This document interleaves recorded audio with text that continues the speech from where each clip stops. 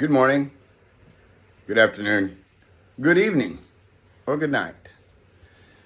I hope everybody's doing well at this moment. I know that whatever time it is, wherever you are, I am praying with you and for you. That's just what I do. That's who I am. Because of what happened on that cross, not that one, but the one it represents. And I just wanted to share with you guys, since it seems that we're building a community, we're developing a really good, solid community around this project that God is blessing for us.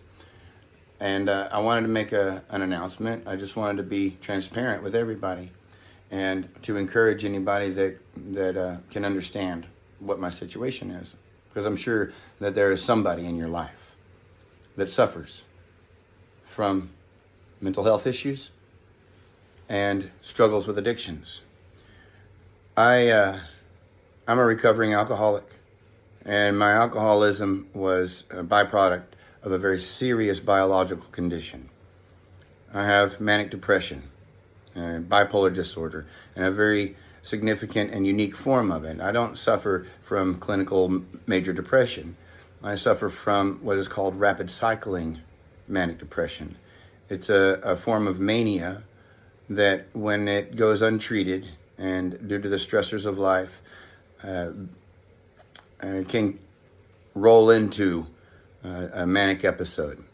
And it's rapid cycling because the depression, the biological, hormonal, chemical depression, comes on me at the same time that the manic state ramps itself up. And it's difficult to understand. It is difficult to deal with. And it's difficult for the person that suffers from it to realize that it's a problem, because the mania states are so euphoric. The mania is a most powerful narcotic. See, the thing with narcotics is that they don't actually affect you directly.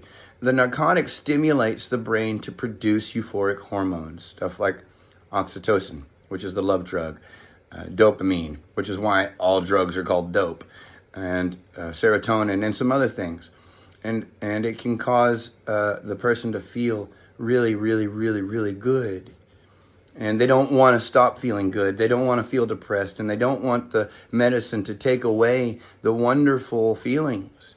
And so it's difficult to admit that you have a problem. But it's okay to admit that you have a problem. It's not your fault. It's just something that we deal with. And I want to encourage you to, if you're going through this, or if you know somebody that's going through this, that there's help. And the doctors aren't wrong. I mean, it is a practice. We're learning every day. But over the last 20 years, psychiatry and psychology have made some significant breakthroughs to treat this very serious illness. They love us, and they're inspired, and they're divinely inspired, and you are protected. And I very rarely meet somebody that treats this condition that is not also in tune with the Holy Spirit.